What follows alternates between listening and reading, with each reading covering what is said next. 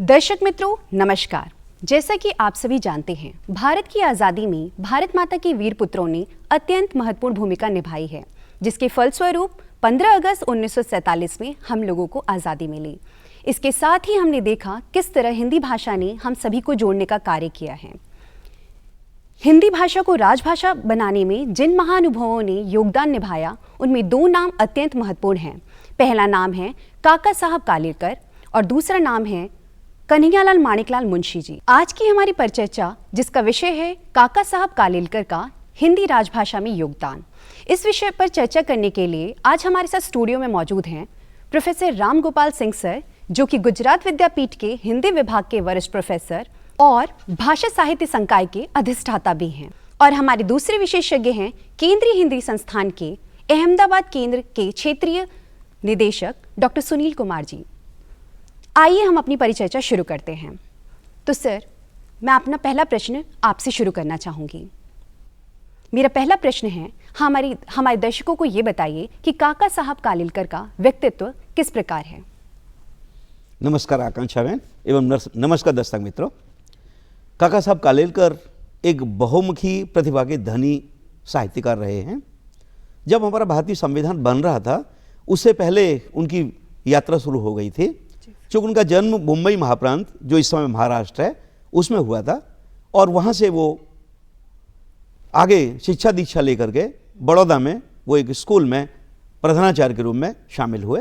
लेकिन स्कूल 2 साल के बाद बंद हो गया और जब बंद हुआ उससे उन्हें ऐसा आघात लगा कि वहाँ से वो निकल पड़े हिमालय की यात्रा में। करीब करीब उन्होंने 2200 मील की यात्रा की और यात्रा करते करते हिमालय की यात्रा करते करते और उसके बाद शांति निकेतन पहुँचे। वहाँ उनकी भेंट हुई गुरुदेव रविन्द्रनाथ टैगोर जी से। उनसे वो इतने प्रभावित हुए कि वहीं उनका मन रम गया और वहाँ अध्यापन करने लगे। वहाँ गांधी जी से भेंट हुई, गांधी जी आए, गांधी जी से भेंट हुई और गांधी जी से ऐसे प्रभावित हुए कि उसके बाद तो पूरा उनका जीवन गांधीमय बन गया। और गांधी जी उनको वहाँ से लेकर के अहमदाबाद आए और अहमदाबाद में जो यहाँ जो गांधी आश्रम है, गांधी आश्रम में कुमार विनय मंदिर है, कुमार विनय मंदिर में उन्हें आचार्य का पद दिया और कुमार विनय मंदिर में वो पढ़ाने लगे। और उसके बाद तो ऐसे गांधीमय हुए कि उसके बाद उन्होंने यहाँ गुजराती सीखी। हालांकि उनको हिंदी, अंग्रेजी, संस्कृत ये भाषाएं पहले से आती थी। गुजराती सीखी और गुजराती में उन्होंने लेखन कार्य किया और गुजराती में लेखन कार्य इतना किया उन्होंने कि पूरी तरह से गुजराती बन गए। उनका नाम तो मूलतः उनका नाम दत्तात्रेय बालकृष्ण कालेलकर, लेकिन गांधी जी उन्हें काका साहब, गांधी जी ने एक बार कहा और उसके बाद पूरे जगत के लिए काका साहब बन गए। और उसके बाद जो भी है उनको सबके सब काका साहब ही कहने लगे।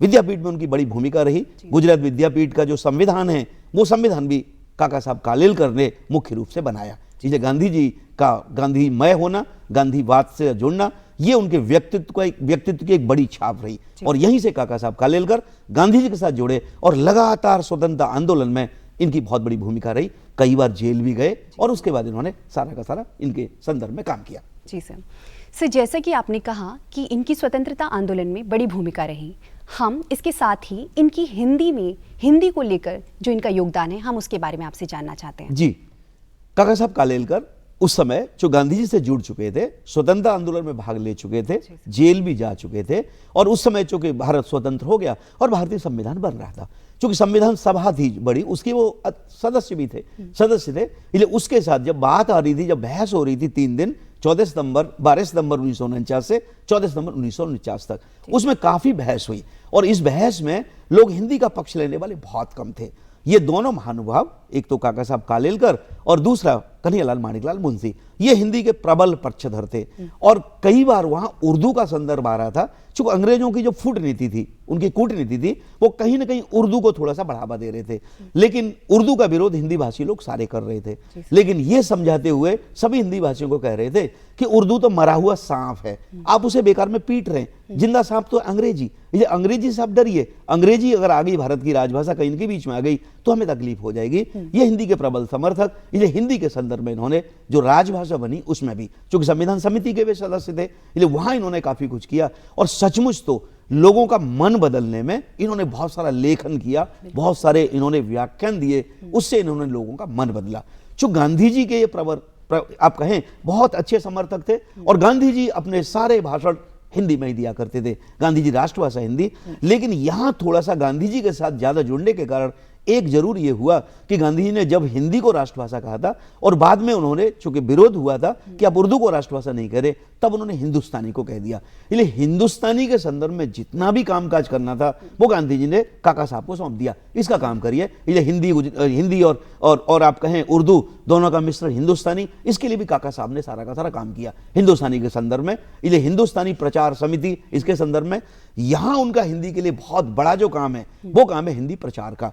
दक्षिण भारत में जब राष्ट्रभाषा प्रचार समिति बनाई तब भी काका साहब को वहां भेजा कि आप जाके देख के आइए। हालांकि वहां उन्होंने अपने पुत्र को भेजा था, रामदास जी को, लेकिन काका साहब को भेजा। जैसे ही वर्धा में उन्होंने स्थापना की राष्ट्रभाषा, वहां भी इनको भेजा। इसलिए राष्ट्रभाषा का अगर कहें तो राष्ट्रभाषा का सबसे बड़ा काम जो किया है उस समय काका साहब ने किया है। लेकिन काका साहब ने जितने भी हिंदी प्रचार समितियां हैं, आप कहेंगे हिंदुस्तानी समिति है, इस सब में काका साहब का बहुत बड़ा काम है हिंदी के प्रचार में, संवर्धन में। और काका साहब ने हिंदी में बहुत लिखा, बहुत हिंदी में लिखा। हालांकि उन्होंने हिंदी, गुजराती, अंग्रेजी, मराठी में तो है ही, इसलिए उन्होंने क्या है कई सारी भाषाओं में लगातार लेखन कार्य किया, लेकिन हिंदी के वो प्रबल समर्थक रहे और राष्ट्रभाषा हिंदी, राजभाषा हिंदी के आगे संवर्धन में उनका बहुत बड़ा योगदान रहा है।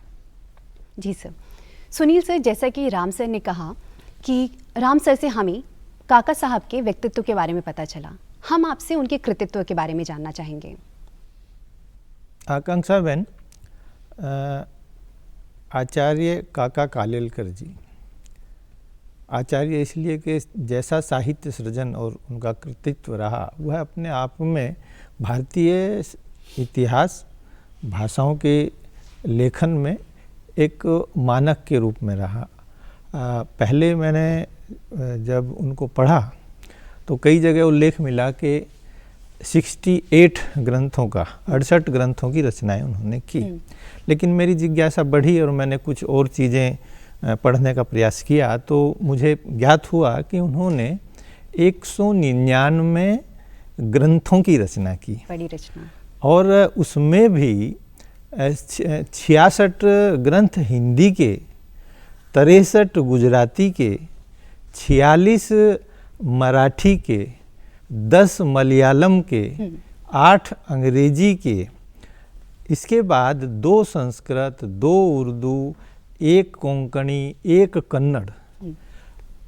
उनका एक जो संख्यात्मक स्वरूप है वह तो अपने आप में विशेष है, लेकिन जो भाषाओं की विविधता के साथ उन्होंने लिखा, एक दक्षिण भारतीय भाषाओं के संदर्भ में मलयालम में 10 रचनाएं दी, तो यह अपने आप में विलक्षण था। यह प्रदर्शित करता था कि वो कृतित्व और व्यक्तित्व, उनके लेखन में राष्ट्रभाषा और राष्ट्रीयता तत्वों के लेखन को समाज तक पहुंचाने की एक प्रक्रिया थी। अर्थात उनका जो कृतित्व था वह स्वान्ते सुखाय नहीं था, वह समाज के हितार्थ था। बिल्कुल है ना, सर्वे भवन्तु सुखिनः, यानी कि सबके हितों की जो समीक्षा, चाहे भाषा से संदर्भित हो, चाहे समाज से संदर्भित हो, चाहे हमारे पूरे भाषिक परिवार से संबंधित हो, यह समावेश उनके कृतित्व में देखने को मिलता है। मुझे तो प्रणाम करने का मन करता है, ऐसे आचार्यों के दर्शन होते तो मैं भी धन्य हो गया होता।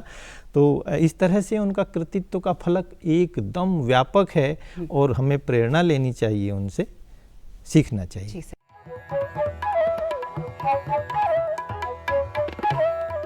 काका साहब गांधी जी के भी साथी रहे हैं, हम आपसे उनकी राजनीतिक योगदान को जानना चाहेंगे। हाँ, आकांक्षा बहन, उनका राजनीतिक जो फलक है वह उस रूप में जैसे गांधी जी का, पटेल जी का, के.एम. मुंशी जी का है, उस तरह का नहीं है। लेकिन उन्होंने राजनीतिक फलक पर भी जो नेतृत्व दिया वह भी अपने आप में विशेष है।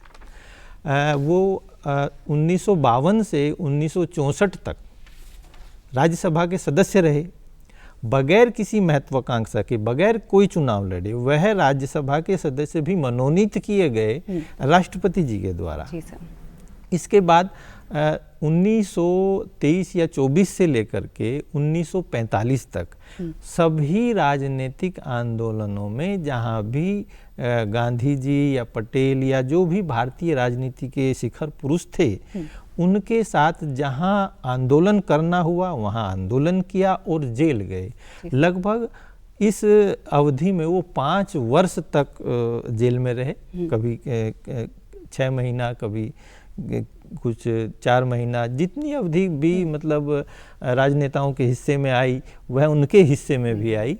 और यह सुखद है कि उनके जैसा समर्पित और निष्ठावान राजनेता हमें दूसरा देखने को नहीं मिलता, जिन्होंने अपने लिए कुछ नहीं किया, केवल राष्ट्र हित के लिए किया, महात्मा गांधी जी के लिए किया। जी सर, बिल्कुल।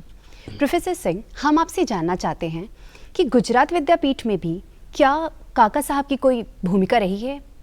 जी, जब गांधी जी काका साहब को लेकर के अहमदाबाद आए, और जैसा मैंने कहा पहले साबरमती आश्रम में जोड़ा और बाद में 1920 में जब गुजरात विद्यापीठ की स्थापना की, तो उसमें स्थापना के समय ही नाम सुझाव से लेकर के सारा का सारा काका साहब का था। काका साहब ने गुजरात विद्यापीठ का संविधान भी बनाया, और जब संविधान बनाया तब संविधान में तो आप कहेंगे कि शब्द जितने भी रखे हैं सब काका साहब के। शब्द भी कैसे कैसे, उस समय रजिस्ट्रार रखा उन्होंने महामात्र, अभी वाइस चांसलर है, शब्द उन्होंने रखा कुल नायक। गांधी जी जो कुलपति थे, इसलिए चांसलर के लिए कुलपति शब्द रखा। हमारे पास चूंकि उस समय ये प्राइमरी स्कूल था, उसका नाम रखा उन्होंने कुमार मंदिर।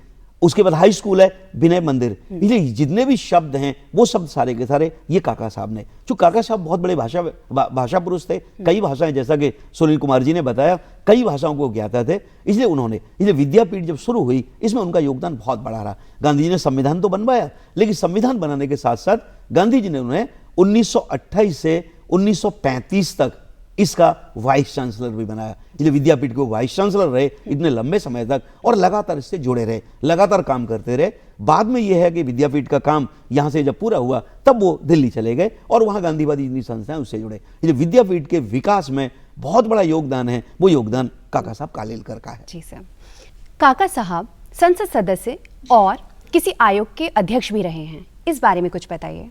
जी आकांक्षा बहन, जैसा कि डॉक्टर सुनील कुमार जी ने अभी उल्लेख किया, काका साहब 1952 से लेकर के 1964 तक राज्यसभा के सदस्य रहे, और वो भी मनोनीत सदस्य रहे, कोई चुनाव उन्होंने लड़ा नहीं रहे। लेकिन इस बीच में उनका संसद में उनकी लगातार हाजिरी, लगातार वहां बैठना, और हर एक जो भी कुछ वहां बहस होती थी, हर एक बहस में पूरी तैयारी के साथ सक्रिय रूप से भाग लेना। और इससे वहां जो अब पहला ही हम कहें हमारा मंत्रिमंडल था, इतने प्रभावित थे कि नेहरू जी ने पहला जो पिछड़ा आयोग बनाया, पिछड़ा आयोग, उसका उनको अध्यक्ष बनाया। बहुत बात आजकल हम जो ओबीसी की बात करते हैं, ये ओबीसी उस समय जो पिछड़ा आयोग बनाया, इसके अध्यक्ष काका साहब कालेलकर थे। और इसलिए हमारे पास इस समय जितना है उसका सारा का सारा काका साहब कालेलकर की अध्यक्षता में जो समिति बनी थी, जिसको हम कालेलकर आयोग कहते हैं, उस कालेलकर आयोग में सारा का सारा काम हुआ। और सचमुच वो जो गरीब लोगों के लिए काका साहब बड़े हिमायती थे, उनका दिल धड़कता था उनके लिए, और वो चाहते थे कि जो गरीब लोग हैं उन गरीब लोगों का कहीं ना कहीं सरकार योगदान दे और वो गरीब न रहें, कहीं ना कहीं उनका उत्थान हो। इसलिए ये जो आयोग है, इस आयोग का नाम ही काका कालेलकर आयोग है। और इसके माध्यम से उन्होंने ये जो ओबीसी, आजकल हम इसे ओबीसी कहते हैं, बहुत बाद में मंडल कमीशन आया जिसने ओबीसी के लिए सिफारिश की, लेकिन उस समय सारी सिफारिशें काका साहब कालेलकर कर चुके थे, ये सब इसके माध्यम से। जी सर। डॉक्टर सुनील सर, हम आपसे जानना चाहते हैं कि राष्ट्रीय आंदोलन में काका साहब की क्या भूमिका रही? राष्ट्रीय आंदोलन में ये बड़ा दिलचस्प है, 2 तरह की भूमिकाएं उनकी देखने को मिलती हैं। एक 1915 से पहले और एक 1915 के बाद। 1915 से पहले काका कालेलकर सशस्त्र संघर्ष के हिमायती होते थे, और जो उस समय सशस्त्र संघर्ष में एक जो युवा और जो संगठन थे वो उनकी पूरी मदद करते थे, सहयोग करते थे। लेकिन इस बीच 1915 के आसपास शांति निकेतन में गांधी जी से उनकी मुलाकात होती है और चर्चा होती है, और ये चर्चा का परिणाम यह आता है कि वह गांधी जी से प्रभावित होते हैं और अहिंसा आंदोलन, राष्ट्रीय आंदोलन जो है राजनीति से, उससे जुड़ जाते हैं। इसके बाद गांधी जी उन्हें अपने साथ अहमदाबाद लेकर आते हैं, कोचरब आश्रम, और फिर गुजरात विद्यापीठ और ये सब स्थापना होती हैं। ये बड़ा परिवर्तन हुआ कि जो व्यक्ति सशस्त्र संघर्ष का हिमायती था, उसके चरित्र में अहिंसा जो गांधी जी की थी, उसने जो है अपना प्रभाव छोड़ा और वो उस रास्ते से गांधी जी के समस्त कार्यक्रमों में राष्ट्रभाषा के जो आंदोलन थे उससे जुड़े हुए, स्वतंत्रता के जो आंदोलन होते थे उनसे जुड़े हुए, उन सब में उनकी भूमिका रहती थी। इसके साथ साथ आचार्य विनोबा भावे जी, सरदार वल्लभ भाई पटेल जी या नेहरू जी, जितनी भी कांग्रेस की जो शिखर नेतृत्व क्षमता थी, उनके साथ उनका बैठना, संघर्षों में उनके साथ जाना, उनके द्वारा बताए गए दायित्वों का निर्वाह करना, और वह भी बड़े संयमित रूप में। कभी उन्होंने किसी प्रकार का विरोध व्यक्तिगत रूप से गांधी जी, पटेल या किसी राजनीतिक के साथ नहीं रखा, और बड़े संयम के साथ, यह जानते हुए भी कि कहीं उनकी विचारधारा से दूसरे नेतृत्व की विचारधारा मेल नहीं खाती है, इसके बाद भी उन्होंने उसको कभी सार्वजनिक नहीं किया और संयमित रूप से आजीवन जीवन पर्यंत राष्ट्र की सेवा की, और आंदोलन में उनका दिन भी और रात भी पूरी तरह समर्पित थे। जी सर, हम आपसे एक और चीज़ जानना चाहेंगे उनके बारे में। सर, उन्होंने क्या शिक्षा के क्षेत्र में भी कुछ कार्य किए हैं? हाँ, आकांक्षा बहन, शिक्षा के क्षेत्र में मुख्य रूप से तो तभी जुड़ गए थे जब शांति निकेतन में अध्यापन शुरू किया। इसके बाद गांधी जी उनको अहमदाबाद लेकर आए। इसके बाद 1936 में जो राष्ट्रीय शिक्षा नीति बनाने की बात हुई, तो उनको जो है उसके साथ जोड़ा गया, और एक आयोग जो है 1937 में बना। वर्धा में एक सम्मेलन हुआ और उसमें जो है काका कालेलकर एक सदस्य के रूप में नामित हुए। उसकी रिपोर्ट जो है 1938 में आई। उसमें वो सारे प्रावधान थे जो शिक्षा के बुनियादी पहलुओं को लेकर के केंद्रित थे। उनका मानना था कि कोई भी विदेशी भाषा और शिक्षा पद्धति भारत का या किसी भी देश का संपूर्ण विकास करने में समर्थ नहीं है। अतः होना यह चाहिए कि हमें अपनी आवश्यकताओं, भारतीय संदर्भों, सांस्कृतिक संदर्भों के अनुसार अपनी नई शिक्षा नीति का प्रयोग, अनुपालन करना चाहिए। उसी का परिणाम आज हम गुजरात विद्यापीठ के रूप में देखते हैं, जहां पर उन्होंने उस बुनियादी शिक्षा के प्रयोग को वहीं से शुरू किया और वो पूरे भारत में फैली। आज समझ में आता है कि उस समय यदि भारतीय शिक्षा नीति, बुनियादी शिक्षा जिसे टेक्निकल एजुकेशन कहा जाता है दूसरे शब्दों में, वो उसके हिमायती थे, और उसके लिए उन्होंने केवल आंदोलन या समर्थन या भाषण या दूसरे नेताओं का समर्थन ही नहीं किया, उसके लिए उन्होंने लेखन भी किया, शिक्षा नीति का निर्माण किया। हमें देखकर आश्चर्य होता है कि वे जितनी शिक्षण संस्थाएं हैं उन सबके सदस्य रहे, उन सबके साथ काम किया, और हर जगह पर जो शिक्षण पद्धति है उसमें क्या सुधार हो सकते हैं, क्या नई चीज़ जोड़ी जा सकती है, ये सब उन्होंने बड़े मनोयोग से किया है।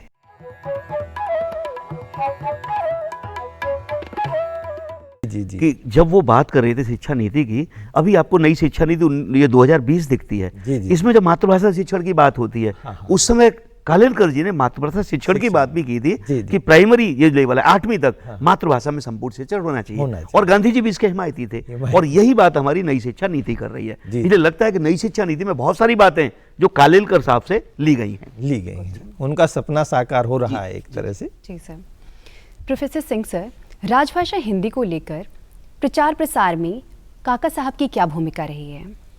आकांक्षा बहन, राजभाषा के संदर्भ में चूंकि जब हमारा संविधान बन रहा था तब उसके संदर्भ में वो बड़े हिमायती थे, लेकिन काका साहब का जो सबसे बड़ा योगदान है वो राष्ट्रभाषा के लिए। वो राष्ट्रभाषा हिंदी प्रचार समितियां जितनी भी बनी पूरे भारत में, गांधी जी के सीधे सहयोग से या गांधी जी के द्वारा, करीब इस समय भी पूरे भारत में 29 करीब चल रही हैं प्रचार समितियां। इन सबको शुरुआत करने में, स्थापना करने में, आगे बढ़ाने में काका साहब का बहुत बड़ा योगदान था। काका साहब चूंकि गांधी जी हिंदुस्तानी के पक्षधर हो गए थे, वो हिंदुस्तानी को राष्ट्रभाषा कह रहे थे, हिंदी उर्दू दोनों का मिला जुला रूप। लेकिन जब राजभाषा की बात हो रही थी तब बिल्कुल पूरी तरह से गांधी जी की बात पर काका साहब चिपके हुए थे। लेकिन भारतीय संविधान में काका साहब की बात, जैसे गांधी जी की बात नहीं मानी गई, ऐसी काका साहब की बात नहीं मानी गई। और वहां काका साहब की बात न मानने के लिए सबसे बड़ी जो बात है, कन्हैयालाल माणिकलाल मुंशी, उन्होंने सीधे कहा कि उर्दू को अगर साथ में रखेंगे तो ये उर्दू भाषा है, ये उर्दू भाषा अभारतीय, वो अभारती जो कि अरबी फारसी का शब्द है, लेकिन अभारतीय के संदर्भ में उन्होंने हिंदुस्तानी को नहीं लिया। लेकिन वो बिल्कुल काका साहब इस बात को बिल्कुल भी बुरा न मान करके इस बात का वो लगातार हिंदुस्तानी का प्रचार करते रहे। हिंदुस्तानी जितनी भी समितियां हैं उनसे जुड़े रहे। और तो और काका साहब के साथ जो सुंदरलाल जी हैं, जो हिंदुस्तानी कोश जिन्होंने बनाया था, उन्होंने काफी लंबी बहस की और काका साहब उनका लगातार समर्थन करते रहे लगातार। हालांकि हिंदुस्तानी कोश है, उनमें से 2-3 शब्द से ज्यादा प्रचलित शब्द हो नहीं पाए, लेकिन काका साहब के जो शब्द हैं वो काफी सारे। इसलिए हिंदुस्तानी आप कहें या राष्ट्रभाषा हिंदी कहें, इसके प्रचार में इनकी भूमिका बहुत बड़ी है। हमारे पास इस समय भी जितनी हिंदुस्तानी प्रचार समितियां हैं, राष्ट्रभाषा हिंदी हिंदुस्तानी प्रचार समितियां, उन सबसे काका साहब जुड़े रहे। गुजरात विद्यापीठ में भी एक हिंदी हिंदुस्तानी प्रचार समिति है। इसके भी शुरुआत में आप कहें तो उसमें सारा जो भी कुछ इसका आगे सिलेबस बनाया, सब कुछ बनाया काका साहब कालेलकर जी ने बनाया। इसलिए काका साहब कालेलकर का राजभाषा हिंदी के संवर्धन में, उसकी वहां वकालत करने में योगदान बहुत बड़ा है। लेकिन गांधी जी जो उन्हें छोड़ करके गए थे राष्ट्रभाषा हिंदी का आंदोलन, उसमें उनकी भूमिका बहुत बड़ी रही है। वो आजीवन उसमें लगे रहे। सर, जैसा कि हमने देखा उनके व्यक्तित्व एवं कृतित्व के बारे में, तो उनके लिए कहा जाता है कि वह बहुआयामी हैं। सर, इसके बारे में कुछ बताइए। काका साहब कालेलकर चूंकि कई बहुभाषाविद थे, कई भाषाओं में लिख रहे थे, जैसा कि डॉक्टर सुनील कुमार जी ने उनके कृतित्व पर प्रकाश डालते हुए बात की। इसलिए उनका क्या, चाहे आध्यात्म है, चाहे धर्म है, चाहे दर्शन है, चाहे गीता है, चाहे हमारा पुराना जितना भी साहित्य है, वो हर एक संदर्भ में चिंतन मनन करते हैं। और उसके बाद चूंकि इन्होंने बहुत सारा, चूंकि यात्राएं बहुत की थी, यात्राएं देश की भी की, विदेश में भी यात्राएं की, और चूंकि इन्होंने हिमालय की इतनी बड़ी यात्रा पैदल की करीब 2200 मील की, इसलिए इनके पास क्या है, लोगों से जुड़ने का अनुभव बहुत बड़े थे। इसलिए इसका सारा का सारा उन्होंने वृतांत हैं, वो वृतांत लेखन बहुत बड़ा किया है। इसमें उन्होंने बहुत बड़ा योगदान किया है, क्योंकि लोगों से इतनों से मिले लोग। और ये भी वही गांधी जी वाली बात का समर्थन काका साहब भी करते हैं कि मैं पूरे भारत में घूमा और मुझे चूंकि हिंदी आती थी, इसलिए हिंदी के माध्यम से कोई भी ऐसा व्यक्ति नहीं मिला जो मेरी बात न समझ रहा हो या मैं उसे अपनी बात नहीं समझा पा रहा। गांधी जी भी यही बात करते थे। जब गांधी जी ने तृतीय श्रेणी में रेलवे से यात्रा की थी कि मैंने टूटी फूटी हिंदी में, वो अपनी हिंदी को टूटी फूटी कहते थे, मैंने टूटी फूटी हिंदी में पूरे भारत के लोगों से बात की और ऐसा मुझे कोई भी नहीं मिला जो मेरी बात को नहीं समझ पाए। काका साहब भी इसी बात को कहा करते थे और इतने हिंदी के प्रति इतने समर्पित थे। हालांकि उन्होंने 4-4, 5-5 भाषाओं में लिखा है, लेकिन हिंदी में फिर भी उन्होंने स्वयं भी लिखा है या स्वयं अनुवाद भी किया है, जो उन्होंने गुजराती में या मराठी में लिखा उसमें भी। इसलिए इनका योगदान काफी महत्वपूर्ण है इस संदर्भ में। डॉक्टर सुनील सर, हम आपसे काका साहब कालेलकर की वैचारिक दृष्टि जानना चाहेंगे। आकांक्षा बहन, कालेलकर का जो व्यक्तित्व रहा और जो वैचारिक दृष्टि रही, वह भारतीय संदर्भों में और आज भी प्रासंगिक है, महत्वपूर्ण है। उनकी वैचारिक दृष्टि यह थी कि हमें शिक्षा पर, संस्कृति पर, धर्म पर और अपने जो उद्योग धंधे हैं, व्यवसाय हैं, इन पर ध्यान देना चाहिए, जिसका दुष्परिणाम हम उस समय भोग रहे थे। यदि ये सारी व्यवस्थाएं हमारे अपने सामाजिक और सांस्कृतिक परिवेश के आधार पर होती तो हम कहीं अधिक सफल रहते। इसके लिए उन्होंने चाहे रूस, चीन, जापान, जो दूसरे अन्य प्रगतिशील देश थे उस समय, आज तो सब विकसित हैं, उनके उदाहरण दिए और कहा कि जापान है, चीन है, फ्रांस है, ये इसलिए उन्नति कर रहे हैं क्योंकि ये अपनी धर्म, संस्कृति और भाषा, इन सब के साथ जुड़कर आगे बढ़ रहे हैं। जबकि हमारा जो पूरा तंत्र है वह एक विदेशी भाषा के माध्यम से, अंग्रेजी के माध्यम से चलता है, जिसके बहुत सारे व्यवधान समाज में आते हैं और उसके कारण जो विकास की गति, संस्कृति की गति, साहित्य की या समाज की होनी चाहिए वह नहीं हो पाती है। धर्म पर वह जो हमारा दर्शन है उसके पक्षधर हैं, जो सामाजिक भेदभाव हैं, जो बुराइयां हैं, उनके वो विरोधी हैं, जो राजनीतिक महत्वाकांक्षा लोगों में रही वो कभी उनमें देखने को नहीं मिली। इस प्रकार हम कह सकते हैं कि उनकी वैचारिक दृष्टि एक प्रकार से ऋषि पुरुष की रही है कि जो सबके हित की सोचता है। सर, जैसा कि प्रोफेसर सिंह ने काका साहब के ओबीसी आरक्षण को लेकर भी बात की, हम आपसे इसके बारे में और जानना चाहेंगे। जी जी जी जी, आदरणीय डॉक्टर साहब ने उसके विषय में बताया ही है, मैं कुछ और थोड़ा सा देखता हूँ, जोड़ता हूँ। 1953 में 29 जनवरी 1953 में एक आयोग की स्थापना या गठन हुआ और राष्ट्रपति द्वारा उस आयोग का अध्यक्ष काका कालेलकर जी को बनाया गया।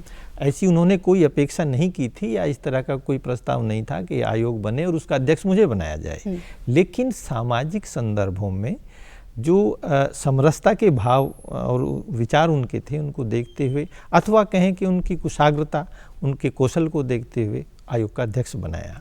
और आयोग का अध्यक्ष बनाने के बाद जो है 1955 में उन्होंने अपनी रिपोर्ट सौंपी। उसमें उन्होंने जो महत्वपूर्ण कार्य किया, उन्होंने पिछड़े वर्ग के अंतर्गत समस्त स्त्री जाति को रखा। आर्थिक दृष्टि से जो कमज़ोर तबका था या जातियां थी उसको रखा। कुल मिलाकर के 2399 या 2400, आजकल आज के परिप्रेक्ष्य में तो 5300-400 जैसी हो जाती हैं, लेकिन उस समय वो 2399 रखी गई। मतलब जो सर्वे हुआ उसके आधार पर उनकी पहचान हुई। उनका कहना था कि ये जो आरक्षण है, ये जो तमाम प्रकार की हमारी राजनीतिक और प्रशासनिक गतिविधियां हैं, इसके मद्देनज़र की जाए, इनको आरक्षण दिया जाए। लेकिन उसमें बड़ा दिलचस्प ये है कि जो 11 सदस्य थे उसमें से 5 सदस्यों को नेहरू जी ने तैयार कर लिया कि उसके विरोध में चले जाएं। उन्होंने उसका विरोध किया।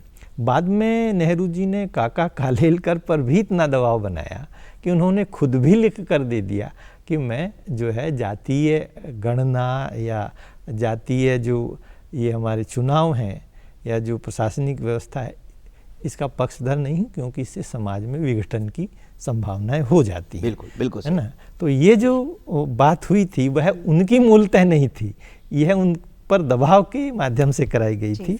और वो आयोग फिर बहुत दिनों तक दबा रहा। काश वो उस समय हो गया होता तो मंडल आयोग से पहले एक सुंदर व्यवस्था बन जाती। हमारे दोनों विद्वानों ने काका साहब कालेलकर का हिंदी भाषा को लेकर योगदान इतनी सरल शब्दों में हम लोगों को बताया। इसके लिए हम अपने दोनों विद्वानों का तहे दिल से धन्यवाद करते हैं। धन्यवाद आकाश साहब। हम अपनी अगली कड़ी में कन्हैयालाल माणिकलाल मुंशी जी पर परिचर्चा करेंगे। तब तक के लिए धन्यवाद।